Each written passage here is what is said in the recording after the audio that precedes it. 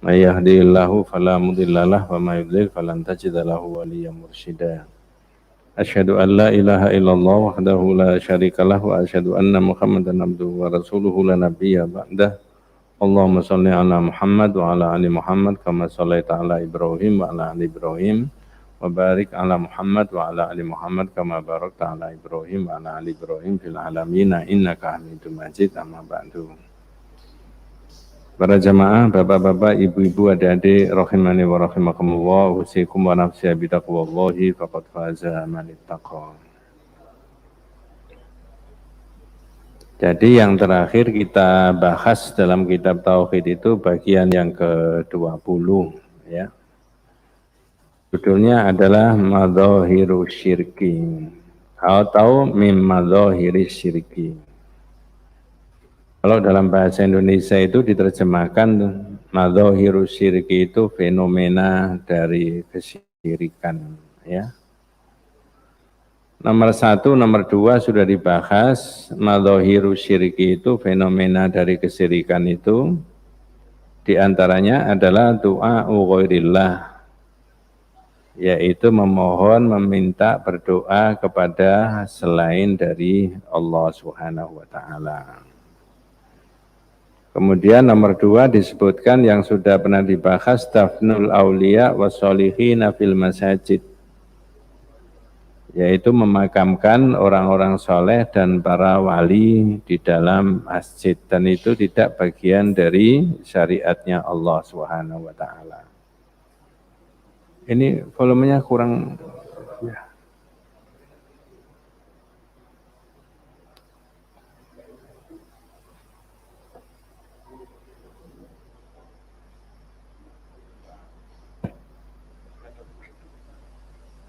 Pakai yang itu aja, yang mic.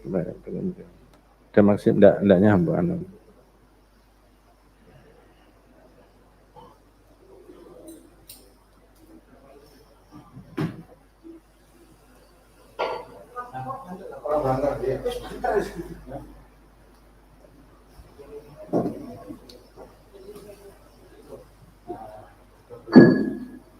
Tes satu.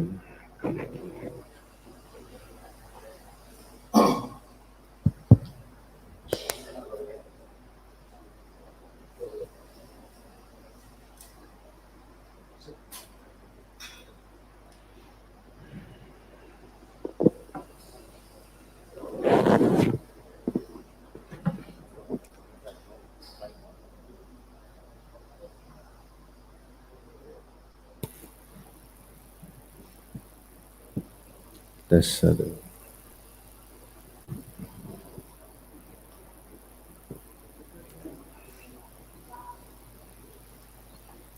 Jadi pada bulan yang lalu itu dibahas madzahiru syirki.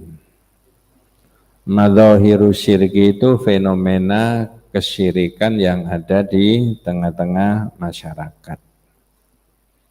Orang boleh sependapat, boleh tidak, tapi kitab Tauhid ini mencatat ada beberapa poin. Pertama, saya ulangi lagi, doa ghairillah, yaitu memohon, meminta kepada selain dari Allah. Kalau di kitab itu bagian yang ke-20, yaitu halaman 100.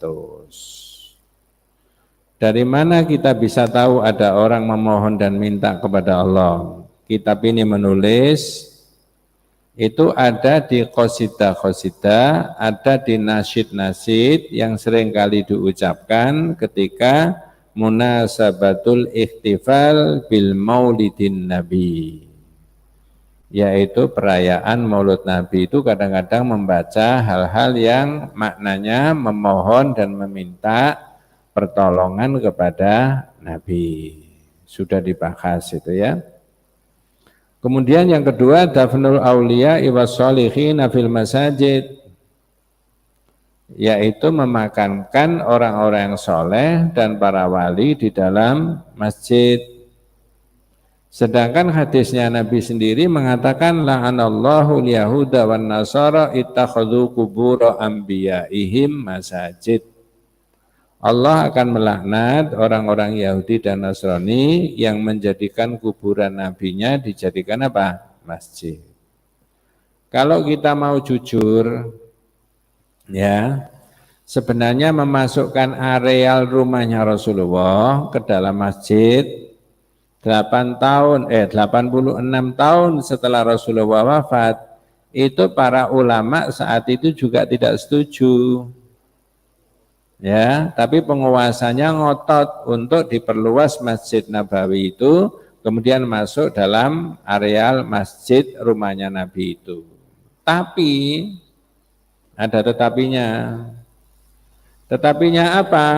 Lebih dahulu masjid daripada makamnya Nabi. Satu. Dua, Nabi itu tidak dimakamkan di masjid, tapi dimakamkan di mana? Di rumah. Tiga, memasukkan areal rumahnya Nabi ke dalam masjid laisa bittifaqi ma'as sahabah, tidak atas kesepakatan para sahabat. Sahabatnya kemana? Sudah banyak yang wafat. Ada bahasanya sendiri, kitabnya sendiri itu. Apa? Hujratun Nabi sallallahu alaihi wasallam tarikhuha wa ahkamuha. Kamarnya Nabi, sejarahnya dan hukumnya. Jadi hukumnya kamarnya Rasulullah itu berubah. Semula boleh dipakai sholat, boleh dipakai ngaji, boleh dipakai zikir, boleh dipakai berdoa ketika masih posisinya sebagai kamar. Tapi kemudian Rasulullah dimakamkan di situ. Berarti hukumnya berubah. Maka tidak boleh begitu. Nomor 3, mimma dzahirus syirki itu adalah an-nadru lil auliya, nazar untuk para wali, para syekh. Padahal nazar itu bagian daripada apa? Ibadah. Tidak boleh diniatkan nazar itu kalau tidak untuk Allah. Dalam bahasan yang berbeda, nazar itu boleh tapi tidak dianjurkan. Ngerti maksudnya Pak? Halo, nazar itu boleh apa enggak? Boleh, tapi tidak dianjurkan. Bahkan sebagian ulama mengatakan yamilu ila tahrimihi. Jadi miring kepada haramnya nazar itu lebih besar. Ya, sebagian mengatakan begitu. Mengapa? La ya'ti bi khairin. Nazar itu tidak mendatangkan kebaikan. Sunnah-sunnahnya Rasulullah, syariat itu kadang nggak bisa dilaksanakan, terhalang karena apa? Nazar. Contoh, nanti kalau kamu diterima di perusahaan itu, nanti kalau kamu sehat, nanti kalau kamu lulus, nilainya baik, Bapak ini mau sholat duha 1 minggu. Ternyata enggak diterima. Jadi sholat duha apa enggak? Berarti sunnahnya Rasulullah terhalang karena nazar. Tapi yang dibahas di sini itu adalah nazar yang tidak diniatkan untuk Allah. Sedangkan panduannya di Quran, Rabbi inni nazartu laka ma fi batni muharraram. Bahwa nazar itu untuk Allah bukan untuk yang lain-lain. Yang keempat, adzabhu inda kuburil anbiya wal auliya. Coba Mas minta tolong tulisan yang besar itu apa terjemahnya? Menyembelih di kuburan para nabi atau wali. Menyembelih binatang di dekat kuburannya para nabi dan para siapa? Wali. Ya. Loh, begitu aja kok tidak boleh? Itu wasilatun ila syirki, atau tasbih bil musyrikin, menyerupai orang-orang musyrik, bisa mengarah pada perbuatan apa? Syirik. Coba saya ingatkan ya. Di sini nomor 4 menyebutkan adzabhu inda kuburil anbiya'i wal auliya. Walau kanatin niyatu anna dzabihata lillahi fa huwa min amalil musyrikin alladzina kanu yadbahuna inda kuburi asnamihim al-mumathilatu li auliyaihim. Nah, apa bahasa Indonesianya? Monggo. meskipun penyembelihan yang dilakukan di kuburan para nabi atau wali dengan niat untuk Allah. Iya, niatnya untuk Allah, cuma tempatnya saja di dekat kuburannya wali atau dekat kuburannya orang yang dianggap apa? Soleh. Lanjut. Tetapi ia termasuk perbuatan orang-orang musyrik yang menyembelih binatang di tempat berhala dan patung-patung wali mereka. Karena syirik itu dosa sangat besar, maka mengarah kepada perbuatan syirik saja itu sudah dibendung, tidak boleh. Coba saya ingatkan panjenengan, saya tanya. Unta itu halal apa haram? Halal. Kalau minyak unta cap babi, loh. Saya ulangi, unta itu halal apa haram? Halal. Kalau minyak unta cap babi, dulu ya, cap babi halal apa haram? Kalau minyak babi cap unta, wes nanti dipikir sendiri Pak ya. Dalam kitab yang lama itu ada keterangan begini, ini saya rada menyimpang sedikit tapi ada hubungannya. Yang dibahas ini adalah menyembelih binatang, niatnya untuk Allah, tapi di dekat kuburannya orang yang dianggap apa? Soleh. Itu bisa salah nanti.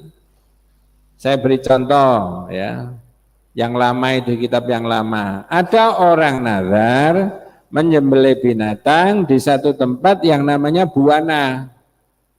Buana itu kharijul Madinah, kharijal Madinah, jauh dari Madinah. Tapi karena tidak lazim, orang itu tanya sama Nabi. Hadisnya bunyinya begini, nadhara rajulun ayyan kharaibilan bi Buana fasa'ala Nabiyya sallallahu alaihi wasallam. Ada orang nazar menyembelih unta di satu daerah yang namanya Buana. Terus orang itu tanya sama Nabi. Sebelum Nabi menjawab, Nabi tanya sama orang itu. Pertanyaannya dua. Nabi tanya sama orang itu.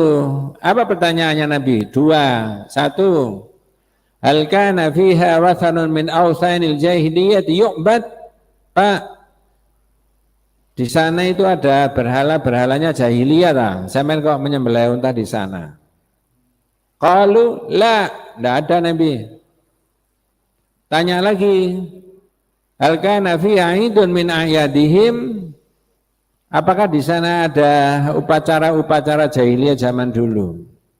Para sahabat meyakinkan qalu la, tidak ada Nabi. Karena tidak ada, Nabi menyebutkan aufi binadrika fa innahu la wafa'a li nadrin fi maksiatillahi wala fi ma la yamliku ibnu Adam. Tunaikan nazarnya sampean Pak. Sesungguhnya tidak boleh menunaikan nazar karena maksiat, sudah kadung nazar tapi maksiat, dan juga tidak boleh nazar yang secara zahir anak Adam itu tidak mampu melaksanakan. Nah sekarang saya tanya, orang tadi boleh apa tidak menyembelih di unta di satu tempat yang namanya Buana tadi? Jawabnya boleh atau tidak? Boleh.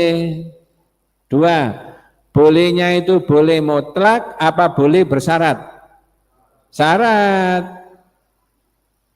Makanya di dalam keterangannya itu, kitab itu menyebutkan begini, farubbama adkhala syaitan fi qalbika niyatan sayyi'atan fata'taqid anna dzabh fi hadzal makan afdal. Barangkali setan itu memasukkan niat yang tidak baik. Apa niat yang tidak baik? Ketika sampai niatnya menyembelih unta itu untuk Allah, ya, lalu setan itu membisikkan sepersekian detik bahwasanya menyembelih di tempat itu adalah tempat yang afdol. Jadi tetap terlarang, tidak boleh walaupun bersyarat, sangat ketat sekali. Siapa yang bisa menjamin? Ya. Nah, di sini diterangkan nomor 4, adzabhu inda kuburil anbiya wal auliya. Kira-kira masyarakat sini juga enggak ada itu ya. Menyembelih binatang di dekat kuburannya wali atau orang yang dianggap soleh atau nabi. Ada enggak begitu? Enggak ada. Jangan diteruskan, tidak ada bedanya. Nah, gitu. Nomor 5. At-tawafu khawla kuburil anbiya'i wal awliya kal Jailani wa Rifai wal Badawi wal Husain wa ghairihim li'anna tawaf ibadatun la yajuzu illa khawlal Ka'bati. Nah, ini penting. Apa Mas bahasa Indonesianya? Monggo. Tawaf mengelilingi kuburan nabi atau wali seperti mengelilingi kuburan Syekh Abdul Qadir Al-Jailani, Syekh Rifai, Syekh Baidawi, Syekh Al-Husain dan lainnya. Iya. Terus Perbuatan semacam ini adalah syirik sebab tawaf adalah ibadah dan itu tidak boleh dilakukan kecuali tawaf di sekeliling Ka'bah. Ibu-ibu dan bapak sekalian, ketika panjenengan sudah pernah tindak haji atau umroh, mudah-mudahan diterima sama Allah SWT. Yang belum, mudah-mudahan dimudahkan sama Allah SWT. Sekarang saya tanya, orang mau tawaf, mendekati Hajar Aswad, kalau bisa mencium, kalau tidak bisa pegang, kalau nggak bisa isyarat dari jarak jauh. Lalu mengelilingi Ka'bah 7 kali putaran. Misalkan tidak membaca apa-apa, diam aja, ibadah apa tidak? Jawabannya? Ibadahnya yang apanya? Kelilingnya ini yang ibadah. Nah, boleh sah sebagai ibadah kalau keliling 7 kali itu tempatnya di mana? Di Ka'bah, bukan di kuburan. Kalau jenengan tanya apa ada di masyarakat kita, mungkin aja ada. Saya pernah ngaji di Pondok Mutiara di Sidoarjo itu. Sidoarjo, Pondok Mutiara. Ada yang tanya jamaah, iya Ustadz, di tempat saya itu ada kuburan yang separuh bangunannya masjid ini ya. Banyak orang datang ke situ itu. Ada orang itu keliling dulu 7 kali Ustadz. Ya, ternyata ada. Ya. Lalu dia tanya sama saya itu gimana Ustadz kalau begitu? Ya kalau menurut Iki enggak boleh Mas. Karena yang namanya ibadah itu kelilingnya 7 kali itu tadi. Terus saya beri perbandingan. Misalkan ya, hari prei atau tidak, orang datang ke masjid, salat 2 rakaat, terus duduk diam toh. 1 jam, 2 jam, atau jam 10 sampai zuhur, diam saja. Tidak muni apa-apa. Pertanyaan saya, ibadah apa bukan? Yang namanya ibadah apanya? Duduknya itu tadi di situ. Berarti seperti itu jangan dilakukan di kuburan. Nah, tapi ziarah kubur boleh nggak? Boleh. Jadi saya ulangi, keliling 7 kalinya ini adalah ibadah, duduk diamnya itu adalah ibadah. Kalau duduk diamnya itu di masjid, kelilingnya 7 kali di mana tempatnya? Ka'bah. Maka jangan dilakukan di mana? Kuburan. Makanya tadi saya ditanya jamaah yang di Pondok Mutiara tadi, gimana Ustaz? Ya diberitahu, kalau sampean punya kekuatan, punya kekuasaan, atau dibimbing, ziarah kubur itu boleh ada, tapi tidak begitu caranya. Kalau keliling 7 kali, itu bisa dikategorikan beribadah. Nah kalau ibadah tempatnya tidak di situ. Nah, begitu. Tidak ada apa-apa keliling 7 kali. Ya. Enggak niat apa-apa, enggak niat. Kalau olahraga enggak di situ mestinya kan? Di mana? Gor. Di lapangan. Iya. Ternyata ada. Ini at-tawaf haulal kubur al-anbiya wal auliya. Ya. La yajuzu illa haulal Ka'bah. Tidak boleh kecuali di dekat apa? Mengelilingi Ka'bah. Kemudian dalilnya adalah wal yatawafu bil baitil atiq. Dan hendaknya orang itu tawaf di mana? Baitullah. Ya. Saya Ini ada agak beda dengan ini tapi penting ya. Pernah qadarallah ada anak muda tawaf kebetulan bersama saya. Pagi hari cerita sama saya, Ustaz tadi malam saya bisa mencium Hajar Aswad. Alhamdulillah, sama saja kok Mas. Posisinya itu mau mencium, mau pegang, mau isyarat dari jarak jauh. Terus saya tanya, sampean mencium Hajar Aswad itu karena tawaf, kemudian mendekati, langsung bisa mencium gitu tah? Atau tidak tawaf, tapi nyerondol, kemudian mencium. Saya tanya panjenengan sekarang, yang sunnah yang mana? Yang tawaf dulu baru mencium. Kalau dari jarak jauh nyerondol, mencium tok terus balik, sunnah enggak itu? Enggak. Tapi kira-kira ada enggak orang melakukan begitu? Nah itu masalahnya. Terus untuk apa? Nah iya. Nah begitu. Yang keenam kata kitab ini as-salatu ilal kubur wa hiya ghairu jaizatin. La tajlisu alal kubur wa la tusallu ilaiha. Apa terjemahnya Mas? Salat menghadap ke kuburan. Iya tidak boleh. Ya. Apalagi makanya tadi disebutkan secara khusus kalau ada orang yang dianggap soleh solihah, orang itu wafat lalu dimakamkan di dekat kuburan. Nanti bisa wasilatun ila syirki. Orang merasa sholat di situ lebih afdol daripada di tempat yang lain. Nah begitu. Coba saya cek panjenengan.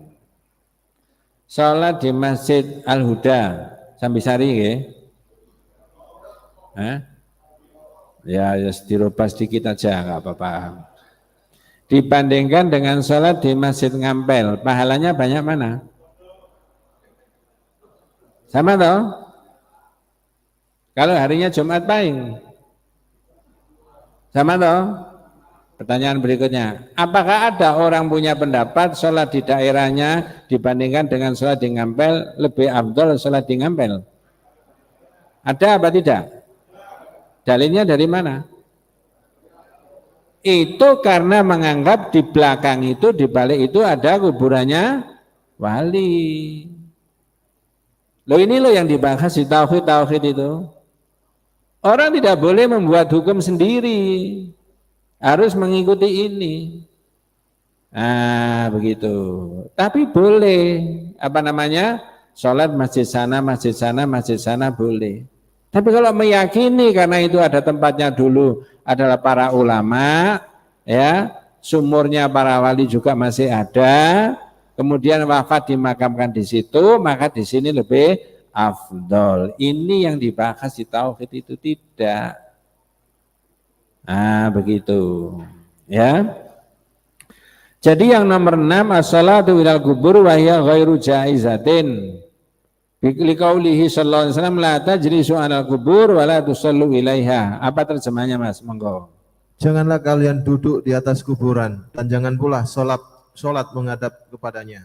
Nah ini ibu-ibu Bapak sekalian, mudah-mudahan sahabat kita, saudara kita, jamaah kita, tetangga kita yang sudah wafat Allah memberikan rahmatnya, mengampuni segala dosanya, memasukkan dalam golongan orang yang soleh dan solihah, lalu memasukkan dalam surganya Allah Subhanahu wa taala. Ini kewajibannya yang hidup ini mendoakan sahabat kita, saudara kita, jamaah kita yang sudah wafat. Saya kenal di masing-masing masjid itu ada bapak ini, ibu ini, bapak ini, ibu ini. Nah, termasuk masjid ini. Karena ngaji di sini sudah lebih dari 7 tahun, betul ya? Nah, iya. Jamaahnya sampai melenger ya kan. Terlalu lama. Enggak ya? Itu buktinya itu mukminuna haqqo, orang mukmin temenan itu ya. Ya. Apa terjemahnya tadi Mas? Yang keenam, salat menghadap kuburan. Terjemahnya hadisnya monggo. Janganlah kalian duduk di atas kuburan dan jangan pula salat menghadap kepadanya. Kalau kita itu mengantarkan jenazah atau siapa saja, bahkan melangkah-langkahi kuburan juga enggak boleh, Pak. Duduk di atasnya juga jangan. Iki kuburannya sapa cek api itu. Nunggu kene pegel aku. Nah boleh Pak. Tapi kira-kira orang yang tidak mengerti itu melakukan begitu ada enggak? Ya, ada jamaah saya di Sidoarjo Pak, Masjid Al-Mila. Qadarullah, Allah mentakdirkan Bapak itu wafat tidak di Sidoarjo, tapi di sana jauh, di Jawa Tengah. Rumahnya Sidoarjo, tapi aslinya orang dari sana. Mungkin saya sudah pernah cerita itu. Tapi ketika dimakamkan di sana, kuburan yang miliknya masyarakat itu campuran. Ada yang salibnya, berarti orang Nasrani. Ada yang macam-macam, ada kendinya, ada ininya. Keluarganya tidak mau. Tidak mau. Jangan, kalau bisa cari kuburan yang lain, jangan di sini. Lalu tanya sana, tanya sini, ketemu ada makam, ada kuburan miliknya yayasan tertentu, ternyata sudah dirapi, diatur kuburan itu. Jadi kalau pintu masuknya itu dari sini, memakamkan orang itu dari sini dulu Pak, jejer semuanya. Tanah yang dibeli, tanah kosong lalu difungsikan sebagai makam, begitu.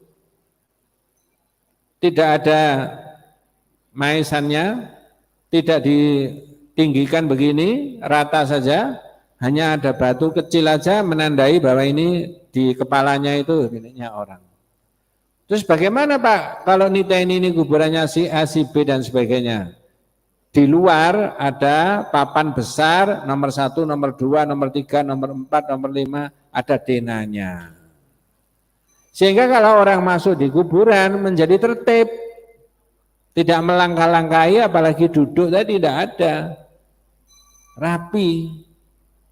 Terus saya mikir ketika saya diceritani, mengapa organisasi-organisasi besar tidak bisa begitu? Mestinya orang-orang organisasi besar kayak Muhammadiyah, kayak NU itu bisa beli tanah sendiri lalu sahabat-sahabatnya yang wafat dimakamkan di situ menurut yang disunahkan Nabi. Nah, mestinya begitu. Wallahu a'lam. Yang ketujuh adalah syaddur rikhal ila kubur li tabarruku biha aw li salati indaha. Ini penting Pak, mohon maaf kalau ada yang berbeda. Apa Mas? Yang ketujuh. Melakukan perjalanan tur menuju kuburan. Terus? Melakukan perjalanan tur menuju kuburan tertentu untuk mencari berkah atau memohon kepadanya adalah tidak diperbolehkan. Ya. Jenengan dari sini, dari Surabaya, misalkan rombongan, beli tiket, naik pesawat, Saudi Arabia Airlines, ke Madinah, misalkan. Tidak berniat umroh, tapi ke Madinah. Yang utama itu kemana? Ke masjid, apa ke makamnya Nabi? Halo? Ke masjid. Tapi mumpung di sana, boleh nggak kita menziarahi makamnya Nabi? Boleh. Sekarang dibalik. Kalau jauh-jauh dari sini mengeluarkan biaya banyak, waktu juga cukup panjang, lalu niatnya hanya mengunjungi kuburannya Nabi, itu disunahkan apa enggak? Kalau menurut ini, enggak. Ya, ada dalilnya, la tashuddul likhal illa ila thalathi hadhihi masajid. Ya, al-Masjidil Haram wa Masjidi hadza wal Masjidil Aqsa. Hadis ini sahih muttafaqun alaihi. Semua para perawi hadis meriwayatkan bahwa hadis ini sahih. Apa Mas terjemahnya hadisnya? Tidaklah perjalanan dipaksakan kecuali kepada 3 masjid. Iya. Jangan berserius-serius sampai untuk mengadakan perjalanan tur atau ini berniat untuk ibadah kecuali ke 3 masjid. Masjid apa Pak? Masjidil Haram, Masjid Nabawi, dan Masjidil Aqsa. Jadi kalau dari Trenggalek, misalkan begitu, dari Lamongan, dari Gresik, rumah saya, itu yang disunahkan ya berserius-serius. Saya mau ke Masjid Ngampel, karena di sana lebih afdal sholat. Itu tidak disunahkan. Tidak ada. Tapi kalau orang ke Surabaya kemudian hanya kepengen sholat di situ, boleh nggak Pak? Boleh. Ya mumpung di sini sholat aja sekalian di situ. Nah, tapi yang berserius-seriusnya itu loh, bahasanya terjemahnya tadi apa? Tidak dipaksakan perjalanan itu kecuali kepada 3 masjid tadi. Makanya kalau kita ngoyo-ngoyo ke Nabawi sana, ke masjid ke Madinah, yang utama adalah ke Masjid Nabawi, bukan ke makam. Lah kalau orang keliling sampai 3 hari, 4 hari, 1 minggu, itu yang utama kemana? Ayo. Nun sewu, kira-kira nabrak ini enggak kira-kira? Nah, itu maksudnya. Wa idza aradna dhahab ilal madinatil munawwarah fa naqulu dhahabna li ziyaratil masjidin nabawi wassalamu ala sahibihi. Kalau kita beramai-ramai ingin pergi ke Madinah al-Munawwarah, maka kita katakan dhahabna li ziyaratil masjidin nabawi. Kita pergi ini ingin menziarahi Masjid Nabawi. Sholat di situ boleh nggak Pak? Boleh. Meyakini sholat di situ lebih afdal daripada masjid yang lain, boleh Pak? Boleh. Misalkan di Indonesia ada yayasan, organisasi atau pemerintah membangun masjid miniatur persis seperti Masjid Nabawi. Karpetnya juga begitu, bau parfumnya juga begitu, soundnya juga begitu, imamnya juga persis kayak begitu misalkan. Itu bisa berubah Pak pahalanya? Bisa ke situ? Bisa apa tidak? Tidak, karena Rasulullah yang menetapkan di sana. Itu otoritas kewenangannya Nabi. Masih sampean gaya masjid persis kayak begitu, fotokopi, nggak bisa, tetap lain. Karena hukum itu sudah ditetapkan. Makanya tadi panjenengan saya pancing, sholat di Masjid Ngampel dengan Masjid Al-Huda, pahalanya sama. Nah begitu. 8. Al-hukmu bi ghairi ma anzalallah kal hukmu al-qawanin al-wadhiyyah al-mukhafaratil Qur'anil Karim was sunnati sahihah idza taqada bi jawazil amali bitilkal qawanin. Apa Mas terjemahnya? Berhukum dengan selain yang diturunkan Allah. Ya. Mengambil hukum selain yang diturunkan Allah adalah syirik. Seperti menentukan hukum dengan perundang-undangan yang dibuat oleh manusia yang bertentangan dengan Al-Quran Al-Karim dan hadis sahih. Jangan salah Pak, ini yang berlawanan dengan apa? Quran. Kalau tidak berlawanan boleh nggak Pak? Boleh membuat aturan, membuat hukum. Karena di dalam Islam itu bab 13 dalam kitab ini sudah diterangkan. Hukum Allah itu variasinya banyak. 1, ada al-hukmu fil aqidah. Hukum dalam masalah akidah, tauhid. Saya tanya, hukumnya Allah dalam bidang akidah ini boleh nggak dilaksanakan di negara Kesatuan Republik Indonesia? Boleh apa tidak? Boleh toh? Berarti hukum Allah diterapkan di sini boleh apa enggak? Boleh, orang sudah dilaksanakan kok. Apakah kitab-kitab tauhid ini tidak boleh beredar oleh Jaksa Agung? Apakah faham-faham tauhid ini tidak boleh Pak? Jawabannya boleh. Yang enggak boleh itu komunis. Orang mengumandangkan azan boleh enggak Pak? Boleh. Justru sana azan sini azan mempercepat orang itu bangun untuk sholat. Allahu Akbar, Allah. Bangun. Tapi kalau kanan kiri ada anjing menggonggong, bangun sholat itu apa kira-kira Pak?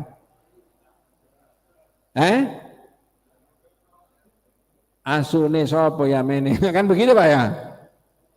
Tapi kalau azan, bangun. Itu loh Pak. Oh kalau begitu kita tetap mengumandangkan apa? Azan. Perkara ada apa? Anjing menggonggong, kafilah tetap berlalu. Masya Allah. Jadi jangan salah paham, hukumnya Allah itu ada hukum dalam bidang akidah. Yang kedua, hukum dalam bidang ibadah. Ada Pak? Hukum dalam bidang ibadah ada enggak? Oh, ada, sudah dilaksanakan gini loh. Orang sholat, orang puasa, orang Idul Fitri, Idul Adha, zakat, haji difasilitasi sama pemerintah. Cuman kadang-kadang itu ada orang nyinyir, mohon maaf ya. Nyinyirnya gimana? Mas, negara ini negara Pancasila, bukan negara agama. Jangan bicara agama di sini. Ada nggak yang mirip-mirip begitu, Pak? Itu maksudnya apa? Menjauhkan agama dari komunitas negara dan masyarakat. Seolah-olah agama itu urusan pribadi, wis. Jangan ngurusi agama dalam kehidupan bernegara. Enggak. Hukum sudah dilaksanakan. Bidang akidah difasilitasi boleh. Kitab-kitab tauhid gak dilarang. Orang dakwah tauhid, Pak Kiai-kiai tauhid banyak. Ibadah difasilitasi. Yang ketiga ada hukum muamalat. Ini laki, ini perempuan. Mau hidup satu rumah, mau hidup satu kamar, mau hidup satu ranjang. Ada hukumnya enggak, Pak? Ada. Loh, ini contohnya. Jadi sudah dilaksanakan yang begitu-begitu itu tadi. Hukum-hukum yang lain yang belum, misalkan al-hukmu fil hudud, hukum dalam pidana dan perdata. Tapi yang dimaksudkan di sini, kalau orang membuat hukum sendiri yang berlawanan dengan hukum Islam, itu namanya asyirku fil hakimiyah. Syirik dalam menetapkan hukum. Contoh, saya beri contoh yang tidak ada saja. Salat maghrib berapa rakaat, Mas? 3. Lalu orang membuat hukum sendiri, ketentuan sendiri. Wah, jangan 3, Pak. Buat rata-rata saja 4. Sebentar lagi Isa juga 4 supaya boleh nggak, Pak? Kalau itu disepakati namanya apa? Menyimpang dari hukumnya Allah, seolah-olah patut diduga orang ini punya Tuhan lain selain daripada Allah yang menetapkan sholat maghrib tadi berapa? 4. Padahal ketetapannya Nabi berapa? 3. Subuh ketetapannya Nabi 2, tapi orang membuat hukum sendiri. Misalkan begitu. Kalau yang ini jelas tidak ada. Ya. Masih sanggup mendengarkan, Pak? Belum bisa ya, Mas ya? Kurang? Kalau tidak sanggup, wabillahi taufik wal hidayah. Saya tambahin. Saya sudah pernah dan seringkali saya cerita begitu. Di Indonesia ini ada undang-undang masalah perkawinan. Betul, Pak? Tahun 74, zaman Presiden Soeharto. Itu berlawanan dengan hukum Islam apa tidak?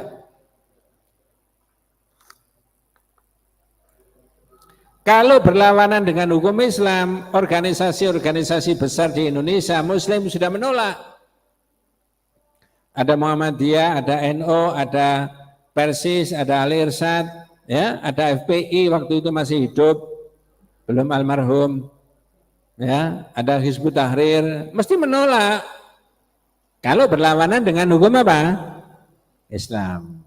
Maksud saya, mohon maaf, naudzubillah min dzalik, jika undang-undang perkawinan ini kemudian direvisi, dirubah, fraksi A, fraksi B, fraksi C, fraksi sana, usul semuanya menyetujui. Lalu semuanya setuju dirubah, ayat-ayatnya dirubah, pasal-pasalnya dirubah. Salah satu model perkawinan modern itu adalah perkawinan laki sama laki, perempuan sama perempuan. Umpama, ya, itu melanggar hukum syariat enggak, Pak? Kalau itu diiyakan oleh orang yang syahadat, namanya syirik dalam bidang hukum. Tidak boleh. Melanggar hukumnya siapa tadi? Allah. Karena Allah menciptakan jenis kelamin laki sama perempuan. Nah, mudah-mudahan tidak terjadi. Allah melindungi kita. Tapi sayup-sayup mengarah ke sana itu kira-kira ada nggak kira-kira, Pak? Nah itu. Oh, kalau begitu umat Islam itu boleh nggak menguasai parlemen? Bukan hanya boleh, tapi apa? Wajib. Ini bukan politik praktis, tapi rakyat harus tahu.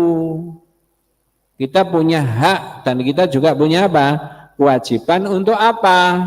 Hak dan kewajiban berkaitan dengan nomor 8, hak dan kewajiban kita adalah melindungi dan menjaga hukumnya siapa? Allah. Supaya tidak ada produk-produk hukum yang berlawanan dengan itu. Ya, setengah menit, saya boleh cerita? Boleh. Saya ditanya orang, Bu, Ustaz, bagaimana dengan undang-undang ini, undang-undang itu yang tidak mencantumkan ayat Al-Quran, tidak mencantumkan hadis? Boleh dipakai, Pak? Halo? Saya beri contoh, undang-undang apa, Pak? Undang-undang lalu lintas, itu kan tidak ada ayatnya, nggak ada hadisnya. Boleh nggak dipakai? Contoh, ada anak kecil usia 14 tahun naik sepeda motor, pas ada polisi patroli, dicegat suruh minggir. Dek, kelas berapa? Baru SMP Pak Polisi. Kok enggak pakai helm? Anak ini ngeyel. Enggak ada aturannya di Quran hadis Pak Polisi. Ini hukumnya Allah harus dipakai. Itu kan hukumnya manusia pakai helm itu. Nah, karena anak kecil. Pak Polisinya enggak kalah canggih. Oh ya memang nggak ada aturannya di Quran hadis naik motor pakai helm itu. Tapi jangan lupa, kata Pak Polisi, di Quran itu ada ayat yang menerangkan janganlah jerumuskan dirimu dalam kehancuran. Oh tidak salah ayatnya begini deh, wala tulqu biaidikum ila tahluka. Jangan jerumuskan dirimu dalam kehancuran. Berhubung berdasarkan penelitian dan riset, anak yang belum 17 tahun, belum dewasa, itu menurut penelitian banyak korban sia-sia. Karena secara psikologis, secara biologis belum kuat mengendarai motor. Lalu diaturlah undang-undang lalu lintas, walaupun tidak dicantumkan ayatnya, tidak dicantumkan hadisnya, itu dalam rangka melindungi masyarakat. Karena masyarakat tidak boleh menjerumuskan dirinya dalam kehancuran. Kalau belum 17 tidak boleh, belum pakai SIM tidak boleh, ya. Berarti belum teruji. Kalau tidak pakai helm tidak boleh dan sebagainya. Mobilnya, motornya juga harus sip. Ganti anak kecil tadi yang 14 tahun tanya sama Pak Polisi. Pak Polisi ngaji di mana? Jawabannya? Ada polisi tadi. Berarti undang-undang ini boleh nggak Pak diterapkan Pak? Boleh. Walaupun secara dohir tidak mencantumkan ayat dan apa? Hadis. Tapi untuk melindungi umat ini loh. Nafasnya, nilainya sama dengan yang ada di Quran dan di hadis. Undang-undang pendidikan juga ada. Undang-undang lalu lintas juga ada. Ya, dan sebagainya dan sebagainya. Tetapi yang dimaksudkan di sini nomor 8 itu adalah undang-undang yang berlawanan dengan hukum apa? Syariat. Nomor 9. Ta'atul hukam wal ulama wal masyayikh fi amrin yukhalifu nassal Qur'ani ya hadisi sahih. Wa hadha yusamma asyirku fit ta'ati. Apa Mas? Monggo. Taat kepada para penguasa, ulama dan syekh, yaitu ketaatan kepada mereka di dalam masalah yang bertentangan dengan nas Al-Quran dan hadis sahih. Jadi kalau ini ada seorang tokoh, seorang ustaz, seorang syekh, seorang kiai, seorang pimpinan, siapa saja, terus anak buahnya ini suruh mentaati, tetapi mentaati melanggar hukum dan syariatnya Allah, boleh taat apa tidak? Jawabannya, tidak boleh. Misalkan, naudzubillah min dzalik, orang tuanya merintah yang enggak benar. Anaknya boleh mengatakan, tidak ya, boleh? Boleh, jangan ditaati saja. Nah kalau ditaati saja, itu namanya asyirku fit ta'ati, syirik dalam ketaatan. Tidak boleh. Nun sewu, naudzubillah min dzalik, ustadznya salah, jamaahnya boleh mengikuti saja? Enggak. Pimpinannya di institusi itu salah, Mas korupsi aja, semuanya korupsi kok, boleh ditaati Pak? Enggak. Apa boleh?